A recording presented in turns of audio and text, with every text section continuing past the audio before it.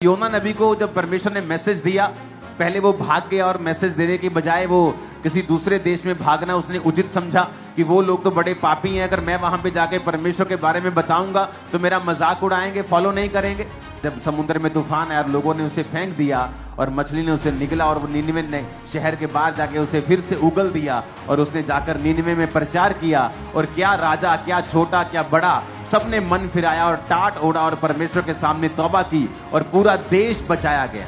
और एक तरफ जो इजराइल था वो नाश हो गया और एक तरफ जो अन्य जाति लोग थे वो बचाए गए। मैं क्रिश्चियंस को ये मैसेज देना चाहता हूं कि आपको अब सुधरना पड़ेगा, क्योंकि फ्यूचर ट्रबल से, मुश्किलों से, डिप्रेशन से, ऑपरेशन से, वो फाइनेंशियली है, वो मेंटली है, भरा हुआ है। दुनिया ने इतने गहरे, इतने डार्क डेज कभी नहीं देखे होंगे, यहां तक कि वर्ल्ड वॉर्स में भी नहीं देखे होंगे जो आने वाले समय में दुनिया देखने वाली।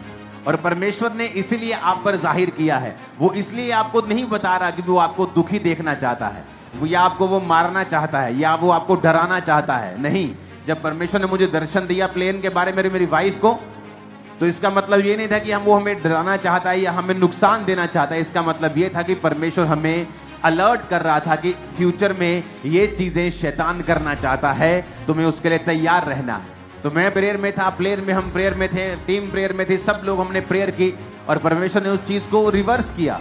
आपने कितनी बार ऐसा सुना है अपनी लाइफ में कि आप प्लेन की बोर्डिंग कर रहे हो और बोर्डिंग करने से आपको रोक दिया जाए और अनाउंसमेंट हो जाए कि कैप्टन ने थ्रस्ट में प्रॉब्लम को फेस किया है, इसलिए आपकी बोर्डिंग नहीं हो सकती। परमेश्वर इसलिए आपको नहीं बता रहा कि फ्यूचर में क्या होगा कि आप दुखी हो जाए, कहें ये तो बड़ा मुश्किल है, आप निराश हो जाए। नहीं, परमेश्वर आपको इसलिए बता रहा है कि फ्यूचर में आप क्या देखेंगे कि आप इस चीज के लिए तैयार होंगे।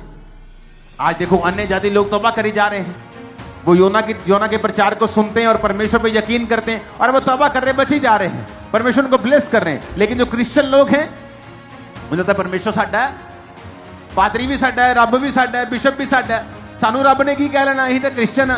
और वो ज्यादा कर्ज के नीचे, श्रापों के नीचे हैं, क्योंकि वो समझ नहीं रहे कि परमेश्वर ने कहा मैंने तुमको अगर चुना है, पहले चुना है, मैं अधर्म का दंड भी तुम्हें पहले दूंगा, मैं दुख भी तुम्हें पहले दूंगा, क्योंकि मैंने तुम्हें चुना था दूसरों पर अपने आप को प्रकट करने के लिए। मैंने तुम्हें चुना था कि तुम मेरी काम कर सको, मेरी ग्लोरी को दूसरे लोगों पर जाहिर कर सको, उनको बचा सको। पर तुम शराब में, व्यभिचार में, तुम अलग अलग तरह की जगहों में गए, तुमने वो सब किया जो इजरायली करते थे, इसलिए मैं तुमको दंड दूंगा और तुमको नीचा करूंगा।